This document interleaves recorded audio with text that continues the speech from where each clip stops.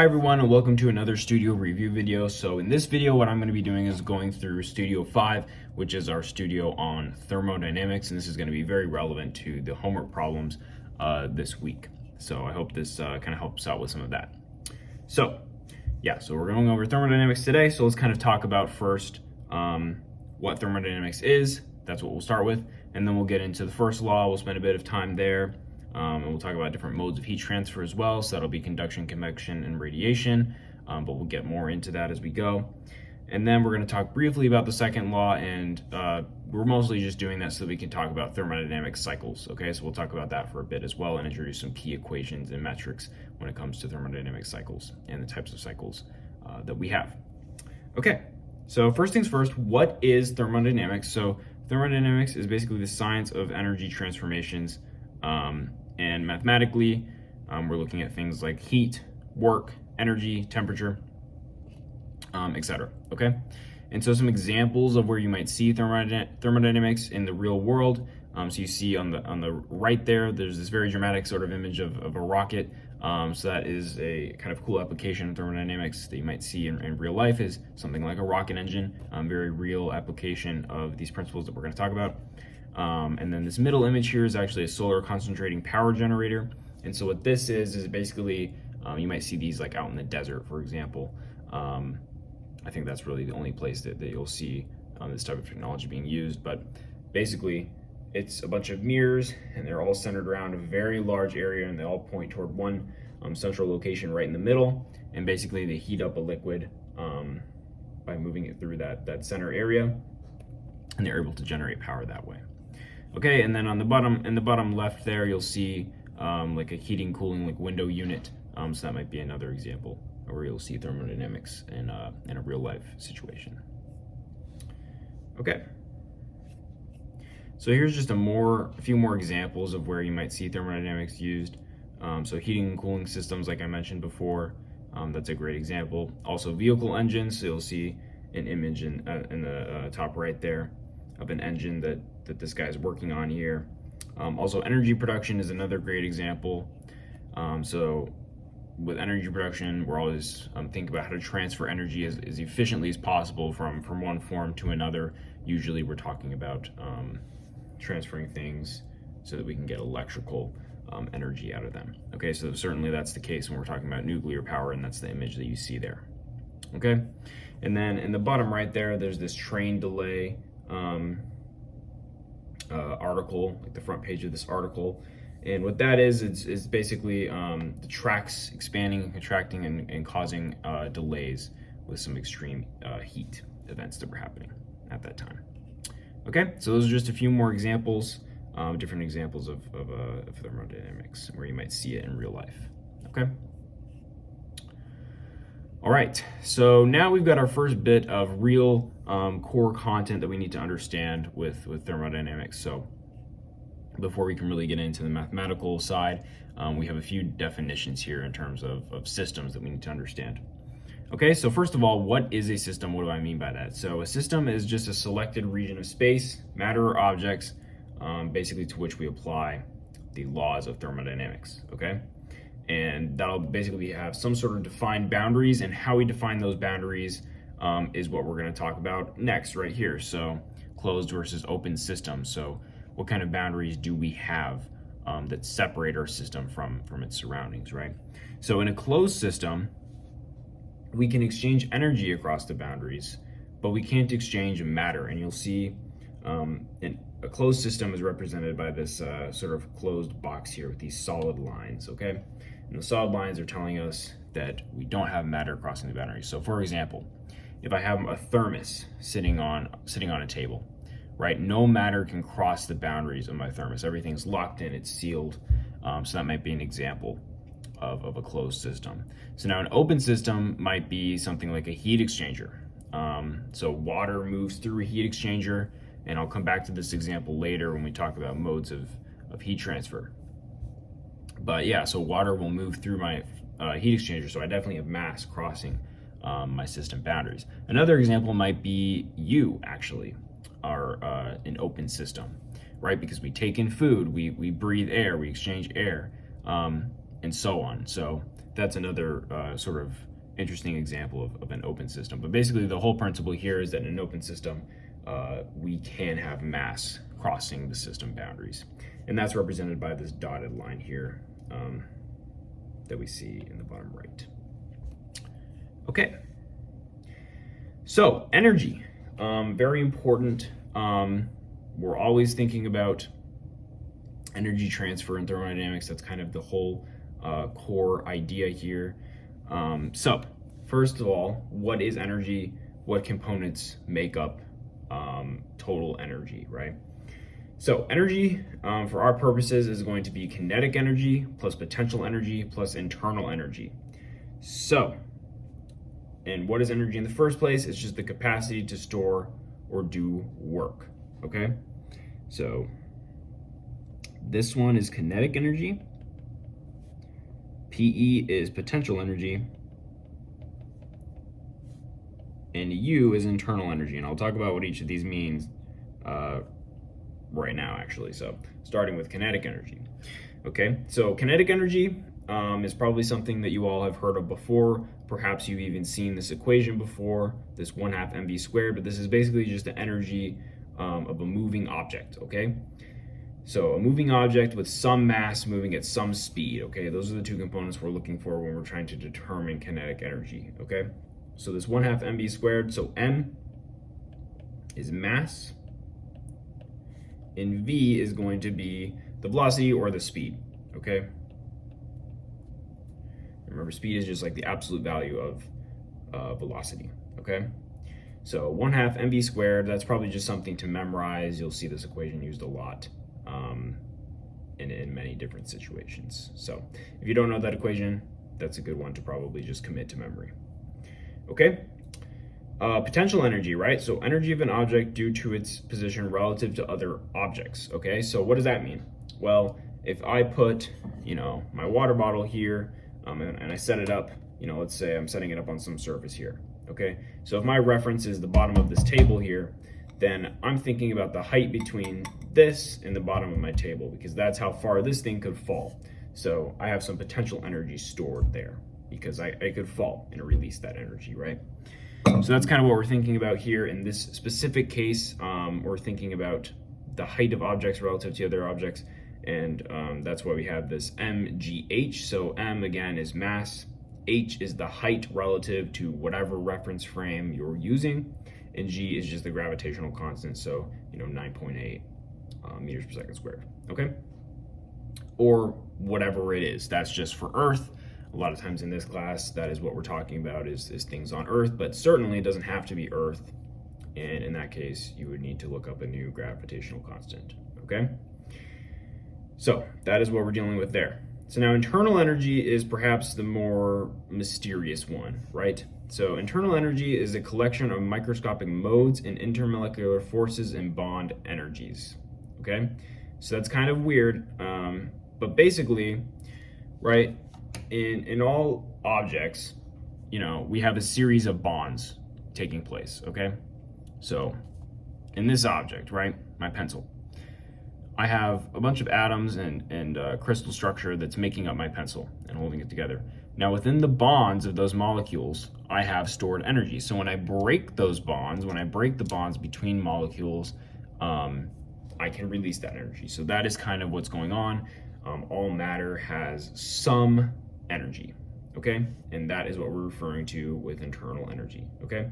So vibrations, bond energies, things of this sort, all make up internal energy, okay? And now the units for all of this is joules, okay? So joules is what we want to be thinking about when we're thinking about energy. That is the unit that we will be using, okay? So just keep that in mind. All right. Also, a good thing to note is that solids and liquids have a lower value for the internal energy than gas, okay? So that is why we add energy when we want to vaporize a liquid or sublime a solid. So sublimation is when we go from solid to gas directly without having liquid in between, okay? And so energy is actually given off during condensation, which is just the reverse of that vaporization process that I talked about just a second ago, okay? All right.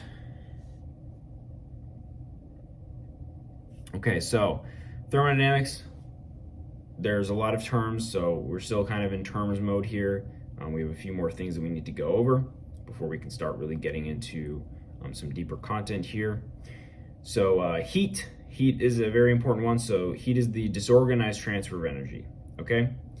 So an example of this might be, and this is the example I used live during the studio as well. So if you're in my studio, you might have heard me say this, but let's say I place an ice cube on the table, right? The table is at room temperature, and the ice cube is freezing, okay? It's at, 32 degrees or colder, it depends, right? So at minimum 32 degrees and the table is at room temperature. So heat is gonna refer to the flow of energy from the table, because that's my hotter body, to the ice cube, okay? So that disorganized flow of energy, okay? So now work is a little different. That's an organized flow of energy. So for example, if I take my water bottle and I push on it, now I'm doing organized energy transfer. I'm actually pushing on my bottle. It's not just something in nature causing some energy flow across some boundaries like I had with my ice cube.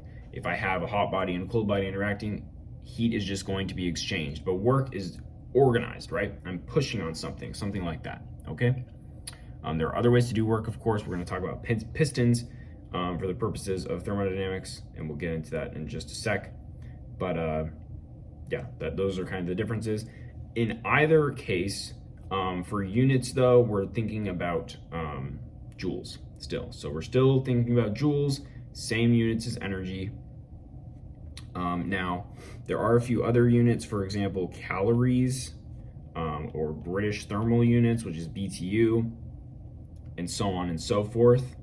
We're just gonna use joules though for the purposes of this class, but just be aware you may see like calories or British thermal units, and you just need to convert that to joules or whichever you're most comfortable with, whatever the case may be, okay? All right. Okay, so now work and thermodynamics. Let's really dive into work and how we can calculate this. So normally, and you may already know this, you may think of work as force times displacement. However, in thermodynamics, we have another equation for work that we use more often, because a lot of times in thermodynamics, we might be thinking about things like pistons, okay? So if that's the case, then we need to use this other equation, which is that work, and you can see it on the slide there, but I'm gonna rewrite it, is equal to the integral of P delta V, okay? So dV. Okay, so now if P is constant,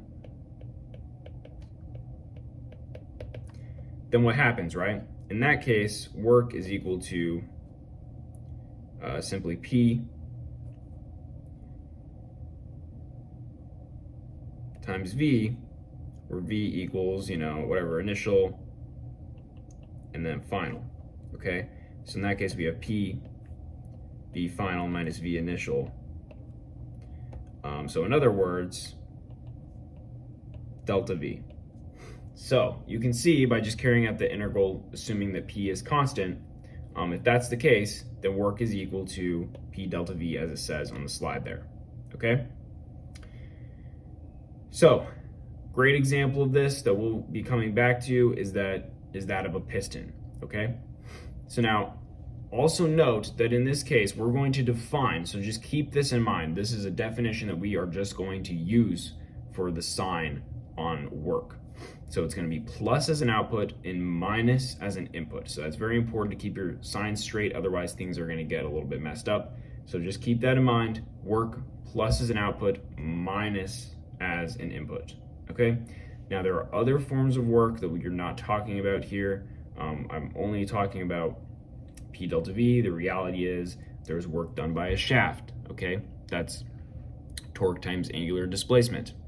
There is electric work, which we will talk about in other studios. So that's going to be something like V times I, right? So other things to keep in mind as we go through this, right? So V times I times some time, Okay, that'd be like electric work. All right. But for now, we're just going to focus on this P delta V equation for when pressure is constant. Okay, so that's kind of the new equation for work that we're introducing for the purposes of thermodynamics. Okay. All right. So a few other terms. Power. So power is just the rate of doing work. So it's just, work over time. Okay. So in that case, we're going to get units of joules per second.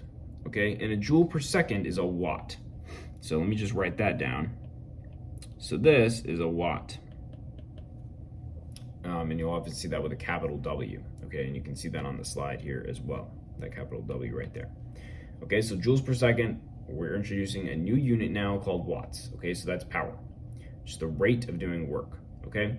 And rates are very important when we're talking about thermo. We're going to see them a lot. So the notation for that is just going to be this dot. So you see on the slide here, we've got this W dot. That dot indicates to us that this is a rate, okay? It's a time derivative, all right? Okay, so now the rate of heat transfer is just Q over time, okay? So once again, Q, and now it has a dot, okay? So same thing as before, but now we have a time derivative, okay? So it's the rate of heat transfer. It's exactly what it sounds like, okay? So just keep those things in mind. So the dot means rate, okay? And all it is a time derivative, okay? So we're just looking at changes across time. All right, great. And in this case, we're just gonna focus on watts, okay? Now we could see things like kilowatts or megawatts, but regardless, still watts, okay? Now, are there other units? Yes, we could think about things like horsepower, right? British thermal units per hour, calories per minute, all these things. But we're just gonna focus on watts to keep this simple, okay? So joules per second, that's kind of the main thing to remember here. All right. So at this point, what we're gonna do is introduce the first law of thermodynamics. So now we are really getting into some real content here. So the first law of thermodynamics is something you may have heard before, even if you don't know it as the first law of thermodynamics. So this is basically just the law that says that energy is always conserved in all processes, at all times, and in all places or systems. So basically, energy cannot be created or destroyed, right? That is this law. That is the first law of thermodynamics, okay? So now we have some very important equation here that we've listed out for closed systems. So remember, this only applies to closed systems. So what is a closed system? Remember, that's just when we don't have mass crossing the system boundaries, okay? So if we don't have mass crossing the system boundaries, so if we have a closed system, then the change in energy, okay, is going to be equal to the heat transferred into the system minus the work done by the system, all right? And remember, as it says on the slide here, Q is plus as an input, okay? So plus as an input, minus as an output. So we flipped it, okay? So remember, work is minus as an input and plus as an output. Heat is the opposite. It's plus as an input and minus as an output. So just keep the signs straight because this can get kind of confusing, okay? So just go back to these definitions, but this is a very important equation here. So delta E is equal to Q minus W, all right? Now, a lot of times, remember, energy is equal to kinetic energy plus potential energy plus internal energy. A lot of times what happens is some of these terms will go to zero in our problem situation. So for example, a lot of times, kinetic energy and potential energy might go to zero. Now this is not a given, okay? So make sure that you are aware of that. This is not a given that these will go to zero. That's not always the case by any means, but in some situations they will. For example, a lot of times with a piston, those two terms might go to zero depending on the problem situation. You have to read the problem situation to figure that out. But if that happens, then E is equal to U.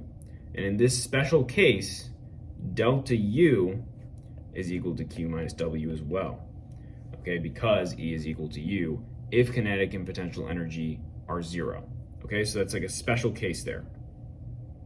That is not always the case, but sometimes it's the case depending on the problem that we are working on, okay? All right, so that's all for the first law. Okay, so now we have a practice problem here, and I'm going to read the practice problem out first, and then we will go over how to solve it. The answer is kind of written out, but just kind of ignore that. We're going to write it out slowly so that we can go over everything. Okay, so it says here, a sample of an ideal gas is compressed from 500 milliliters to 50 milliliters against a constant external pressure of 6 atmospheres. At the same time, 200 joules of heat is transferred from the gas to the surroundings. What is the total amount of work done to the gas? What is the total change in internal energy, delta U, of the gas? Okay? So, first things first. The first thing it asks us for is the total amount of work done to the gas. Okay? So, in that case, let's take a look here. So, remember, it says constant pressure. So that was our Q there, constant pressure. That was our cue to use this W equals P delta V formula. Okay? Very important formula. Okay? So now that we know to use that formula, it says what is the total amount of work done to the gas, right? So it's not asking for whether the work is input or output or whatever. Let's just think about the absolute value of the work in this case. So we're going to think about absolute value of work is equal to absolute value of P delta V.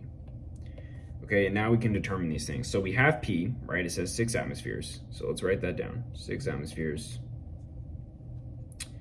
Okay, times, and then we need delta V. So we're given delta V, right? So we have it going from 500 milliliters to 50 milliliters. So the final value is going to be, I'm just going to convert this to liters. So it's going to be 0.05 minus 0.05 liters. Okay, we're going to take the absolute value of all that. All right, you don't really care about sign in this specific case. Okay, so in this case, we're going to end up with 2.7 liters times atmosphere. I want to convert this into joules. If you look up the conversion for liters times atmosphere to joules, you will find out that you need to multiply this by 1.3, and that's joules per liter times atmosphere. And then these units are going to cancel out, and I'm left with 273.5 joules. Okay, so that's the first part. So that is the total amount of work done to the gas. Okay, and now it says, what is the total change in internal energy, delta U, of the gas? So, in this case, what we need to ask ourselves, so let's just write out our energy equation. So we've got E is equal to kinetic energy plus potential energy plus internal energy. Okay, so now we just need to ask ourselves which of these terms are relevant to this problem situation. So in this case, we just have an ideal gas being compressed. So is something moving? The answer to that is no. So we don't have kinetic energy. Do we have an object placed somewhere relative, with some height relative to another object?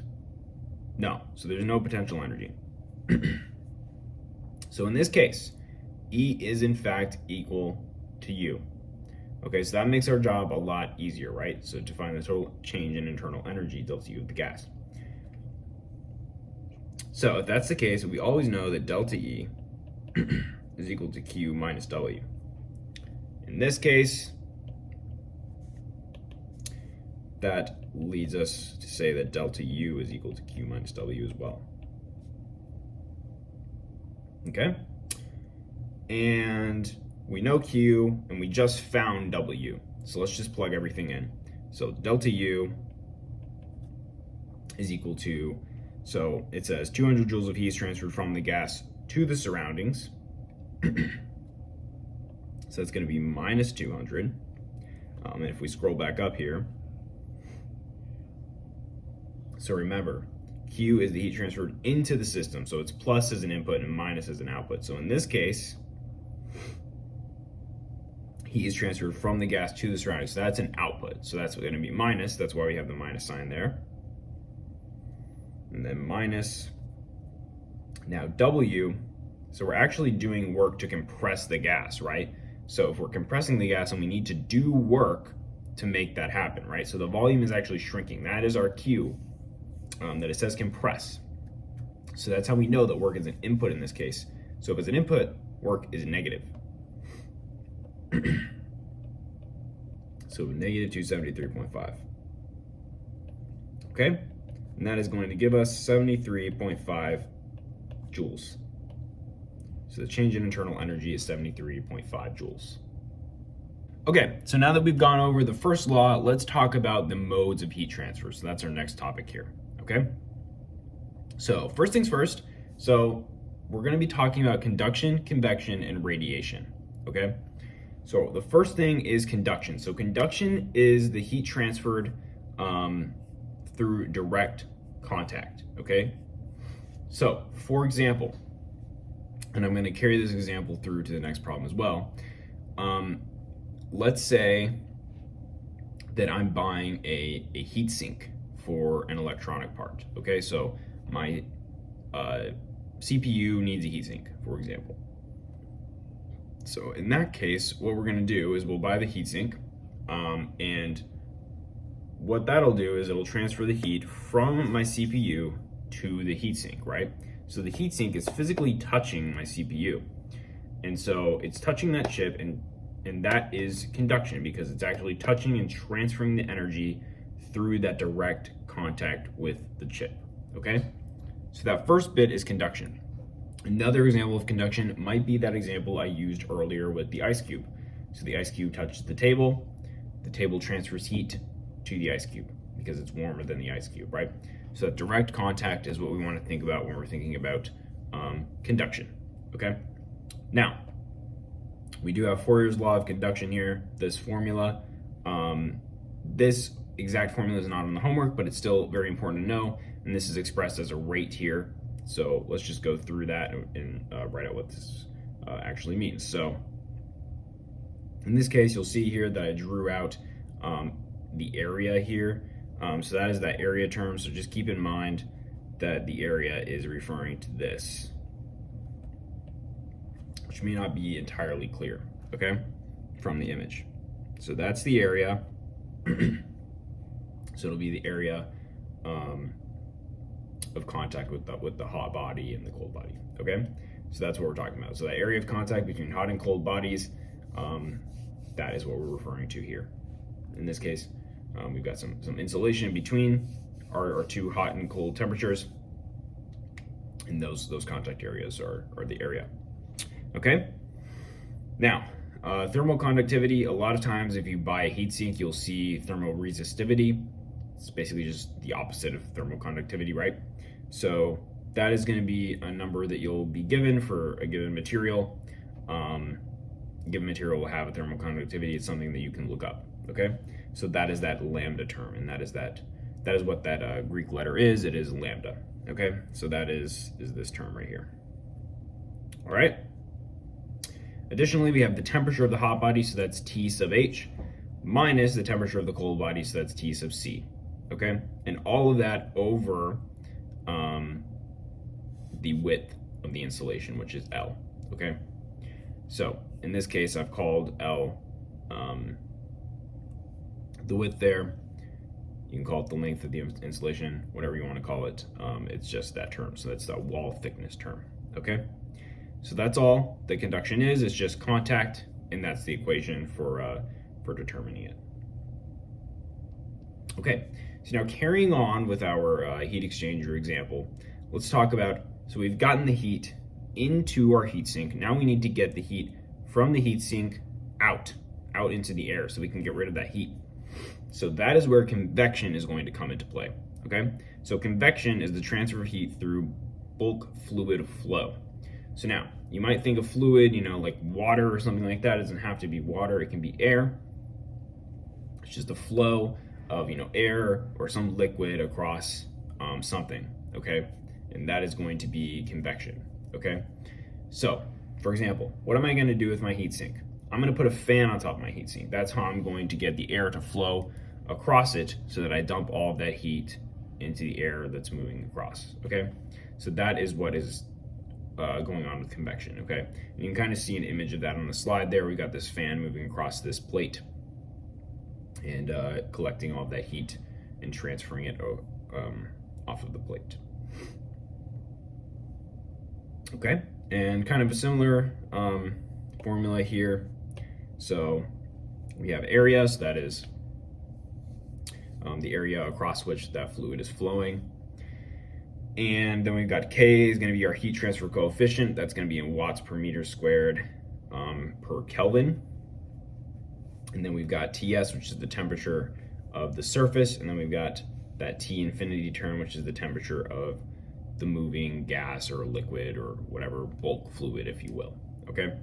So the other thing I want to do is just work out the units of this thing and make sure they make sense, because a lot of times what you're going to be doing in these thermal problems, and the thing that can really trip people up, is the units on these things. So we need to make sure that our units are making sense. So area we're going to have in terms of meters squared, right?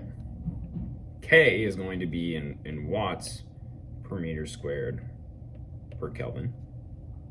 And then temperature, that change in temperature, is going to be in Kelvin. Okay, so let's see if our units work out. So we want Q dot to be in units of watts, right? That's what we would expect. So let's see if that actually happens. So Kelvin is definitely going to cancel, and meter squared is going to cancel, and sure enough, we do get something in watts. Let's make sure that happens with the conduction formula as well. So area, we're going to have meter squared times thermal conductivity, which is watts per meter per Kelvin, times the change in temperature, which is going to be Kelvin, all over L, which is going to be meter. Okay. So in this case, we're going to cancel one of these right here, and then the second one, you can see it's over M, so that's going to get rid of this guy, and then we have Kelvin and Kelvin, so those cancel, and we are in fact left with watts as well in that case. Okay. So that's how those equations work. You really just plug things in, make sure that everything is in an appropriate unit and that things cancel out, and you get the appropriate unit that you expect, which in this case is going to be something like watts. Okay, so we have a rate of heat transfer. That's what we're looking for. All right. So last one here, and I should also mention there's one more good example with convection, which is that heat exchanger that I also sort of mentioned earlier. So heat exchangers are a great example of convection. We actually have fluid moving through a heat exchanger. And the way a heat exchanger works, right, by the way, is we basically we have like a large volume of liquid, for example, and we're basically going to break that liquid up into a bunch of little tubes is kind of how it works. So basically we have this bulk fluid flow coming through here, and then we sort of break it up into a bunch of these little tubes. Okay, and then we have another fluid that moves through and kind of goes between these tubes. So now what happens is the hotter liquid is going to transfer its heat to the colder liquid until they're about the same temperature, right? And then no more heat transfer can occur. So what is the key to the heat exchanger looking at this formula, right? The key is that area. Okay, so by breaking that liquid down into these little tubes, we get a lot more surface area. So this A term becomes really big, and so that Q dot term becomes big too, because Q dot is proportional to the area there. So what we see there is that as the surface area grows, becomes larger, we get more heat transferred. So that is the key to a heat exchanger, that area. Okay, that is why we're breaking it down, and it makes sense with our formula. Okay. All right. So now let's talk about radiation. Okay. So radiation, also very important, a little bit different from conduction and convection, but nonetheless. So here we're talking about the transfer of heat through electromagnetic waves. So here we want to think about photons. Okay, we're emitting photons, we're absorbing photons. That's kind of what's going on with radiation, right? And this is going to be governed by the Stefan-Boltzmann law, which you can see on the slide there. So this one is in the homework. So make sure that you understand what this means. And I want to give you an example as well. So before I do that, let me run through all the terms here. So remember, this is still a rate. So we've got Q is equal to A times, so that's the area. So let's just work out our units. So area times emissivity. Emissivity is just a constant, it's a unitless thing. It's going to range from 0 to 1 if we have something like a perfect black body. So a perfect black body means that it emits perfectly and it absorbs perfectly. So that is an emissivity value of 1. So if it has an emissivity value of 1, that means it's a perfect black body. That's all that really means. You might hear that term in other classes. Just remember, when you hear that, a perfect black body just has emissivity value of 1. It's a perfect emitter and a perfect absorber. Okay, so emissivity has no units. And then we have the Stefan-Boltzmann constant, which is listed on the slide there. That's very important, just something that you would look up. No need to memorize it or anything like that. And it's going to be in units of watts per meter squared per Kelvin to the 4th. And then we have times temperature to the 4th. So temperature in Kelvin to the 4th. And I want you to pay attention to the fact that that is to the 4th. So that's very important. So if we raise the temperature by like 2 degrees, let's say, right? That's going to be a 16-fold increase in the heat given off by our body, okay? So that's very important there. It's T to the 4th. That T to the 4th is very powerful, okay? So for example, something like the sun, which is nearly a perfect black body. So we'll say the sun has an emissivity value of around 1. So if we have something like the sun, so there's the sun, it radiates out in all directions like this, right? So let's say we want to calculate Q dot for the sun. So if that's the case, then we basically would do Q is equal to 4 pi r squared, where r is the radius of the sun in this case.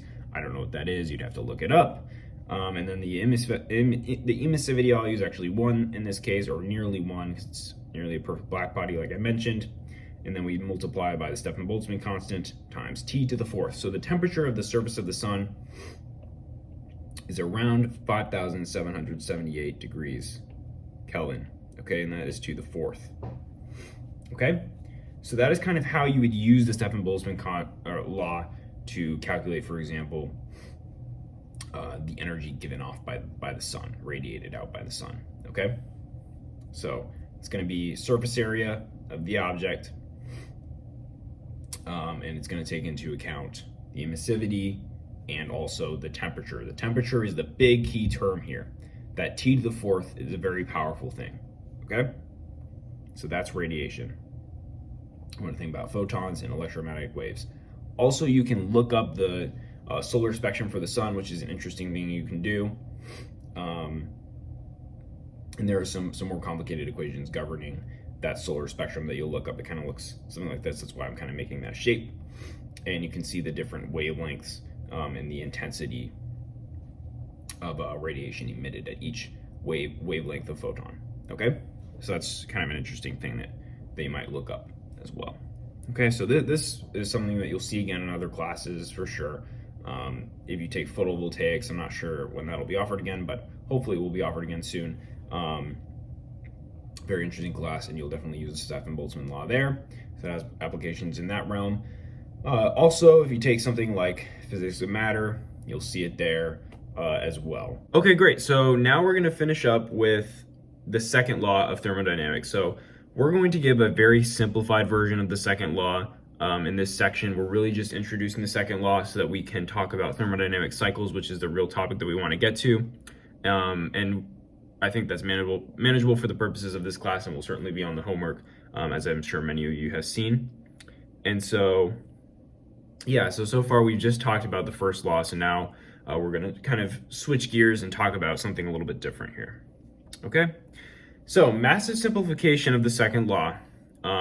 Very massive simplification. I just want to emphasize that this is not all that's involved in the second law.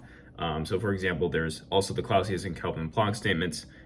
These are things we're not going to talk about because they're a little bit more difficult to understand, and we don't have time to fully develop them. And so we're just not going to talk about them. But for our purposes, what we're going to think of the second law as is basically heat transfers, heat flows spontaneously from hotter to colder regions of matter. And when you take thermodynamics properly, you will get a much more full picture of the second law, but this is our simplified version of it. Okay? And so now what we really want to talk about for the rest of the studio here, and we'll do a practice problem at the end as well, is thermodynamic cycles. So a thermodynamic cycle, as it says in the slide here, is a linked sequence of thermodynamic processes involving the transfer of heat and work, okay? So let's get into two cycles that we're going to talk about now, okay? So the first one is power cycles. So power cycles deliver work to the surroundings during each cycle. So with this type of cycle, we might think of something like an engine. An engine would be a good example of a power cycle, okay? So that's kind of what we're thinking about. We're thinking of something that delivers work. So you think about an engine, right? You think about it maybe driving the axle of your car, right? It's outputting work. That is its output, okay? So it's transferring energy between these hot and cold bodies, as we'll see, and as you can kind of see in the image on the slide there. And what we ultimately get out is work, okay? That is our output of the system that we really care about, okay? So now, for a power cycle, so as you can see, we've got this hot body here, and I'm just gonna redraw all of this to make this super clear. So as you see, first things first, we have this hot body. Okay, so there we go. And then we have our system, which is that box there. And so what's coming into the box from the hot body is this Q in term. Okay, so now Q in is the heat in. So that's the heat transfer into the system from the hot body. Now there's also going to be some heat transfer out of the system, okay? And so that's going to go into our cold body. So we also have another body over here called the cold body, okay? And this is Q out. So now, going back to our engine example, what does an engine do, right? We combust fuel, okay? So that's our hot body. And then we dump exhaust, right? Into the air, which is our cold body, okay? So think about it in terms of that. That's an example. Of course, there could be other situations, but that is a common example where you might see a power cycle, and those are kind of the bodies and how you can think about them, okay? So now, as I said, our output from our system, why we're doing this, we want to get work output, right? So that is going to be W cycle, okay? So now we need to develop a few equations so that we can better understand mathematically what is going on with our power cycle, okay? And so you can kind of see some of these equations on the slide here, but I'm going to lay them out a little bit more thoroughly right now, okay? So first of all, Q in must always be greater than Q out in the power cycle, okay? So why is that? We see Q in coming into the system. We see W cycle and Q out going out of the system. So remember that system that I'm referring to right now is this square right here. That's our system, okay? So we've got Q in coming in, we've got W cycle and Q out going out. So if we have two things coming out and one thing coming in, well then Q in just must be greater than either one of those things individually that's going out. So by default, or by that logic, Q in must be greater than Q out, okay? So let's kind of go through that a little bit more precisely here. So, like I said, this is kind of an energy conservation thing, okay? So we've got energy coming in must equal to energy going out, okay? So in that case, we're gonna have Q in, so that's input, that's positive, minus Q out, minus W cycle, all equals 0, right? So in other words, Q in must be equal to Q out plus W cycle, all right? And an important equation we want to write here is, well, what's W cycle? And you kind of see that on the slide. If we just rearrange this equation, we can find that W cycle is equal to Q in minus Q out. And you can see that as a simple rearrangement of this formula, okay? So I'm going to highlight the key equations that we need to keep in mind here, okay? So those are the first two. So there's going to be 4 equations total. Okay, so now the next thing, we want to talk about efficiency, right? We're always talking about efficiency of an engine. So same deal here. That's an important metric that we want to know. So how do we measure efficiency, right? So efficiency, we're going to denote by this Greek letter eta, okay? And that's eta as in ETA, okay? And that's pronounced eta. All right. So now eta is going to be equal to W cycle over Qn. All right. So now why is that? Well, let's take a look here. So remember I said that W cycle is the thing that we want to get out of our system, right? So now what this is basically we're saying, well, how much work do I have to take in order to get some W cycle out? Okay, so those are the two things that we're concerned about for efficiency. It's like, how much energy am I bringing in versus how much am I getting out in the form of W cycle? So now Q out is the thing that we want to minimize. Okay, that's like our waste product here. So we want to try to minimize Q out. We want to try to minimize that energy loss through Q out. So we can think about that as a loss. And so the important thing is our output is W cycle and our input is Q in, okay? So the output that we care about anyway is W cycle. That's the useful part of it, okay? So now, of course, we can rewrite this based on our equation above. So I'm going to write Q in minus Q out over Q in, okay? And I'll highlight all of that, so that's all very important that you understand how to calculate the efficiency there.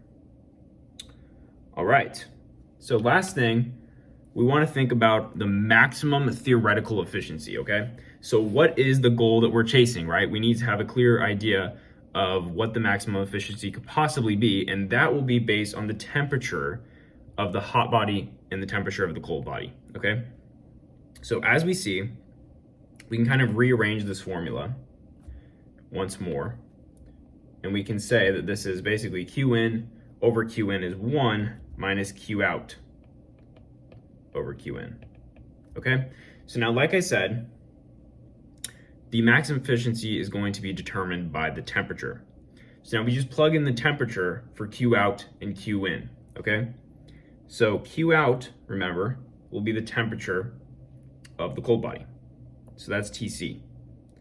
So now Q in is the temperature of the hot body, so that'll be TH, hot. So TC, cold body temperature, TH, hot body temperature. Okay, so now I'm gonna erase this just so that we don't get confused here. But that's how we're kind of coming up with this formula.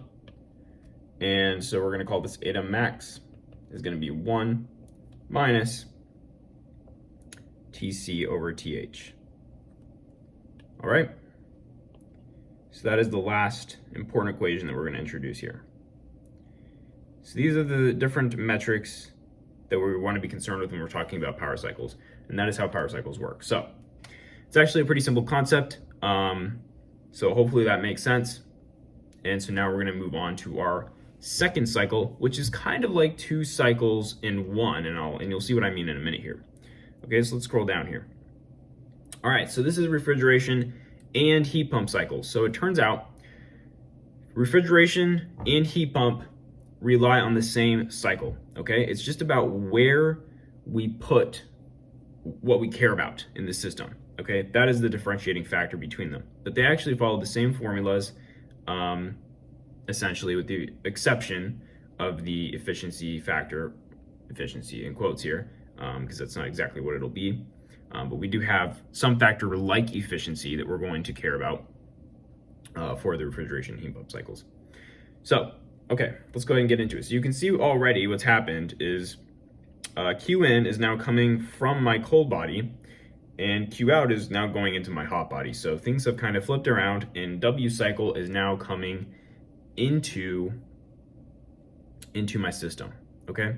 So now, instead of getting work as an output, I'm actually putting work into the system to A, heat up the hot body, that would be a heat pump, or B, cool down the cold body, that would be a refrigeration cycle. So the reality is I don't really get to choose A and B happening. They're both going to happen. What matters is where do I put what I care about, okay? So for example, in a refrigeration cycle, where am I putting my food? That's the thing that I care about. I'm gonna put that in the cold body, right?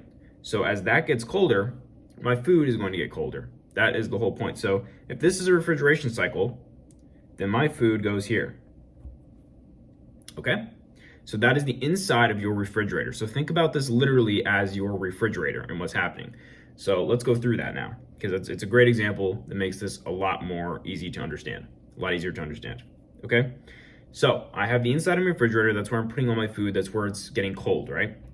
What do I have coming into the refrigerator that acts as my W cycle? Well, I have my electricity. That's what I have coming in. So W cycle is actually W electric. Okay, it's the electricity. We're putting work into the system via plugging my refrigerator into the wall. All right, so now you might be wondering, well, we must have some Q out, right? We must have a hot body. What does that look like? Well, have you ever touched the top of your refrigerator? It's warm, right? That is that Q out coming out of your refrigerator. So in order for the refrigerator to get cold, it must heat something else up, and it takes work to do that in the form of electricity in this specific example. So hopefully that kind of clarifies what this all means in terms of a refrigeration cycle, at least. Okay. So that's how that works. So remember, my food goes in the cold body, okay, and I'm still heating things up in order to make it cold. So another example, if you've ever seen those window AC units, right? When you hook up your window AC unit, that goes outside. So half of it is outside, it's hanging out of your window, and the other half is blowing air into your room. So what you might not fully realize is that window AC unit is going to be blowing hot air out of itself.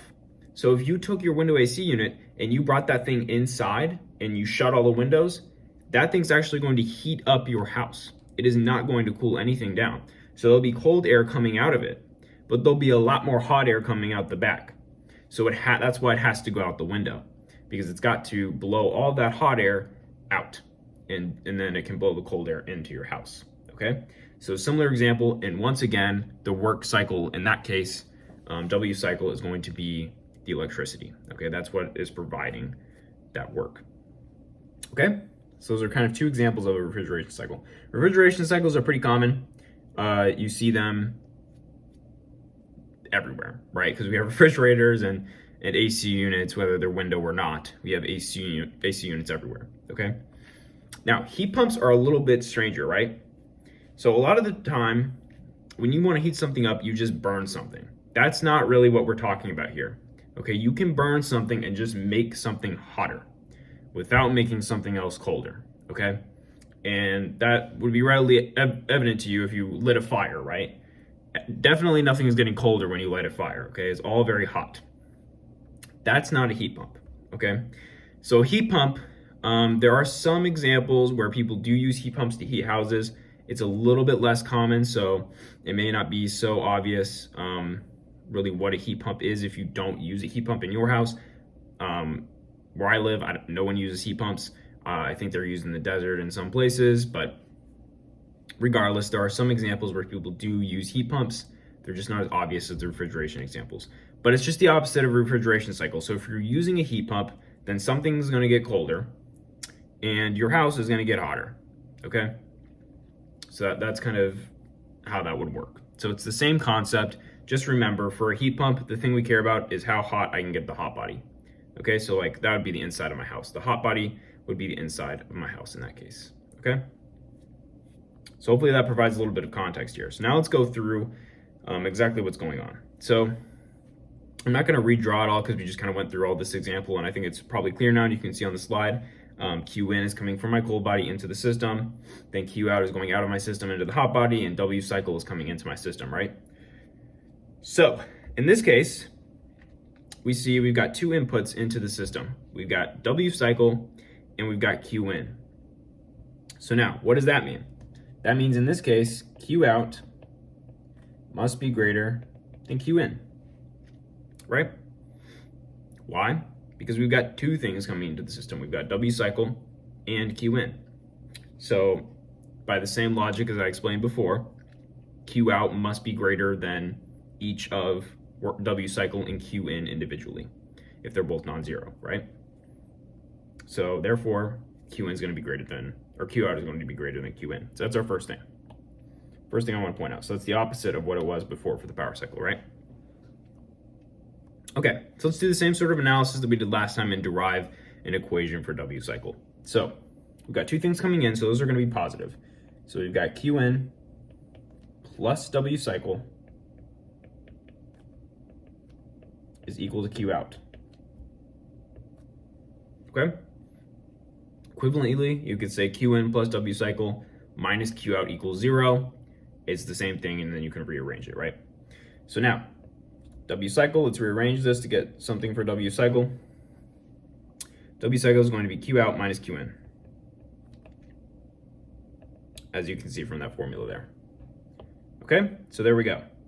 There's the first two things. Okay, so now, hopefully those are a little bit straightforward.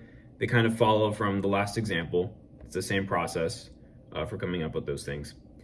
Now we have a few more things that are kind of special for the refrigeration and heat pump cycle. So they actually differ between the two as well. So last time we had an efficiency measurement, we called it eta. This time we're going to have a coefficient of performance. So it's not quite the same, but it's sort of the same idea. But like I say, it's not quite the same thing, okay? So the COP, so that's coefficient of performance of a refrigeration cycle. So we'll start with that one. We're going to call it beta, okay? So beta is going to be Q in over W cycle.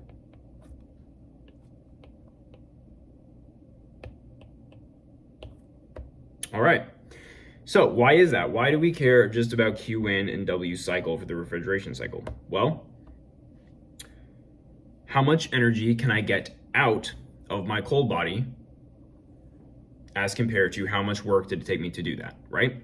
We're concerned with just the cold body in this case, right? So we want to know how much work we had to put in to cool the cold body down to whatever temperature we desire, right? How much work did I get out of the cold body, or how much heat did I get out of the cold body per amount of work, okay?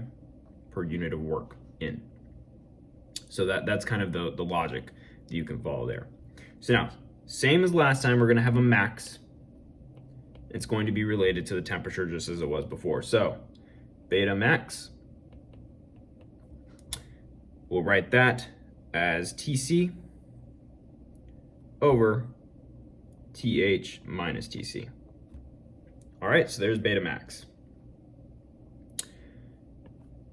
So I'll go ahead and highlight both of these things, both very important. So make sure you know those, definitely going to be helpful in the homework as well. All right, and of course you can plug in W cycle in the denominator of beta and express everything in terms of Q in and Q out, just as we saw before, all right? And that's written out in the notes as well for this.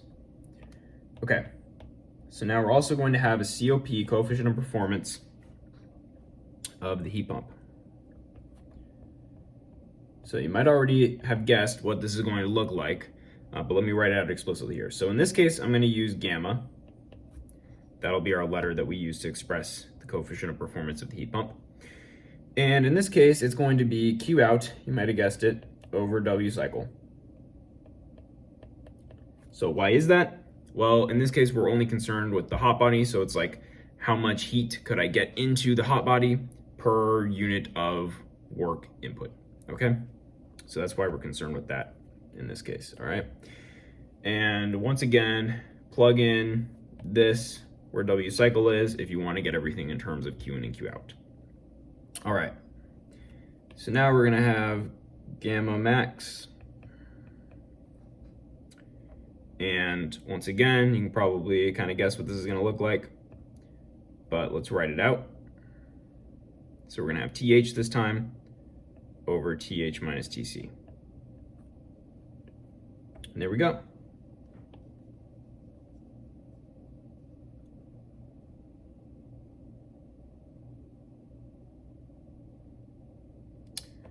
And that's all for refrigeration and heat pump cycles. So hopefully that gives you a little bit of context to these equations, makes them make more sense intuitively. All right. So one last thing for this studio, and then we'll go ahead and wrap it up. We're going to do one practice problem for a heat pump in this case, okay? And it would be a similar deal for refrigeration cycles, of course, as well, Okay, so let me read this problem out. And you can just kind of ignore the answer there. I'm going to work it out more slowly. All right. So the annual cost to heat a home is $700 and the cost of electricity is 10 cents per kilowatt hour. Okay. So now the coefficient of performance of the heat pump is 3. So we're given the COP. We're given gamma. So now it says, what is the heat pump's annual electricity demand in kilowatt hours? All right. And how much energy is deposited into the home annually in megajoules? All right. So there's a few things we have to understand here. First of all, we're definitely going to use our equation for the coefficient of performance because that is given to us. And we want to find how much energy is deposited into the home annually. What is that? That would be Q out. So we want to find Q out. That's ultimately what we want to do. There's another question in here that comes before, and that's going to help us find Q out, it turns out. But let me just write that out first. So ultimately, the equation that we are concerned about here, based on the information given and based on the fact that we know this is a heat pump, is gamma is equal to Q out over W cycle. Okay, so ultimately that's what we're going to do. And of course, we can rearrange this and say Q out is equal to gamma times W cycle. So that's what we'll be using. But we need to know the answer to this first question first. So what is the heat pump's annual electricity demand in kilowatt hours? So the first question to ask yourself is, what is this? What is this metric that we're being asked to find here? So it's easy to find, it turns out. We don't really even have to use any of these equations that we talked about. This is just something you can do with like a unit analysis, basically, and just break down, okay, I have $700 a year that I'm spending. I know the cost of the electricity per kilowatt hour. I can therefore determine the electricity demand. But what is this metric? That's the important thing that's going to help us move forward for the rest of this problem. Well, this metric, right, the annual electricity demand, that's W cycle. So remember I was talking about W as electricity in many situations. Well, that's this, right? This is a perfect example of that, is where W cycle is an electricity input, okay? So that is what we're finding. So let's write that out. Let's write it as W cycle. So no equations that we've talked about are required here. We just use the facts that we're given. So the cost to heat a home, $700 annually. Okay, great. So we've got $700 per year. And then we're told that the cost of electricity is 10 cents per kilowatt hour. All right, so let's do times kilowatt hour over 10 cents. Okay. So in that case, the dollar signs cancel out, right? So dollar gone. And we're gonna end up with 7,000 kilowatt hours per year, or 7 megawatt hours per year. All right. And just as a reminder, if you haven't seen a lot of these units before, so kilo is 10 to the third, and mega, which is that capital M, is 10 to the sixth. Okay, so just keep that in mind as we're going through this. If you don't know that, that's something that you'll end up memorizing for sure within like probably this year. You'll have that totally memorized if you don't already. Okay, so we just be doing this so many times. All right, so now let's go back to finding Q out. So now we've got W cycle. We're given the coefficient of performance, gamma. So now our job is pretty easy. Okay, so now we can just kind of plug in. The hardest thing is actually the units in this problem. So we'll go through that slowly, but the concept is easy, right? So we just kind of plug in, we've got everything we need at this point. So we're given that gamma is 3 times W cycle. So in that case, that's gonna be that 7,000 kilowatt hours per year. And now we want Q out in megajoules. So the conversion for that, we're gonna have 3.6 megajoules per kilowatt hour. And don't worry, I'm gonna break this down because I'm just kind of throwing out that number and it's like, well, where did that come from? I'm gonna break that down in a second, but I just wanna write it out. Go ahead and write out the answer first. So this is how you do this. And of course it's going to happen, right? Kilowatt hours cancel out, so we get something in megajoules per year, which is what we want, right? Because we have 1 year. So we're going to get 75,600 megajoules per year. Okay, so that is the actual answer to this problem, and here's the answer to the first bit of the problem. Okay, so now let me go back and sort of trace out where I get this times 3.6 from. Okay, so let me kind of break this down a little bit, all right? So we know we're multiplying by 3, but let me focus on the stuff in parentheses, okay? So we've got 7,000 kilowatt hours per year. So first thing, what is kilowatt hours, okay? Watts is a unit of power, okay? However, kilowatt hours is not a unit of power, right? Kilowatt hours is a unit of energy. Why? Because when we have watts, we have something in energy per unit of time. Now we're multiplying by hours. Literally, we're saying kilowatts times hour. So we have energy per unit of time, that is what watts is, times time in the form of hours. So that cancels out and we get a unit of energy, okay? So now let's kind of break this down a little bit, okay?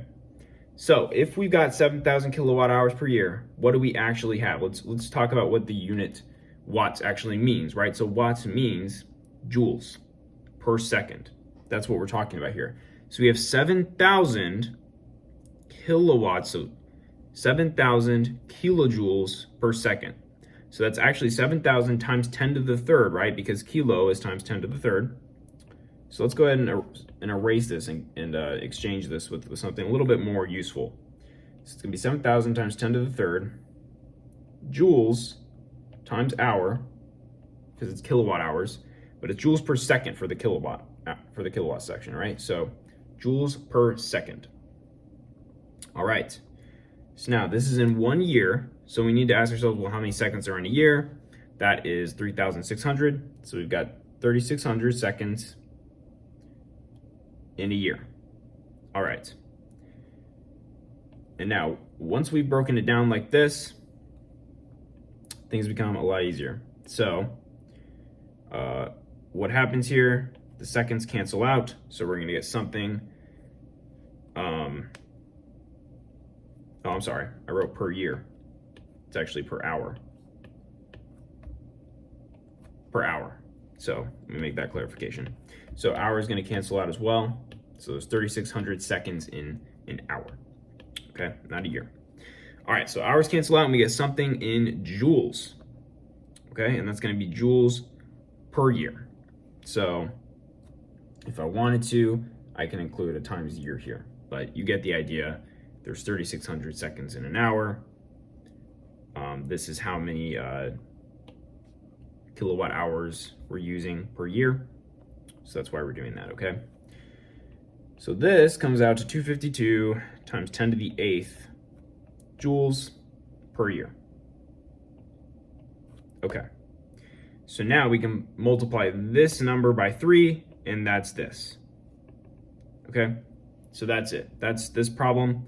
And that is the end of our thermo section. So I hope this was helpful. I hope that you learned something about thermo. You'll learn so much more in the actual thermodynamics class that we have here, but I hope this is kind of like a good primer for that class and what thermo is, so that hopefully you guys can get interested in this if this turns out to be something that you're really passionate about. So thanks for watching this video, and I will see you all on the next one.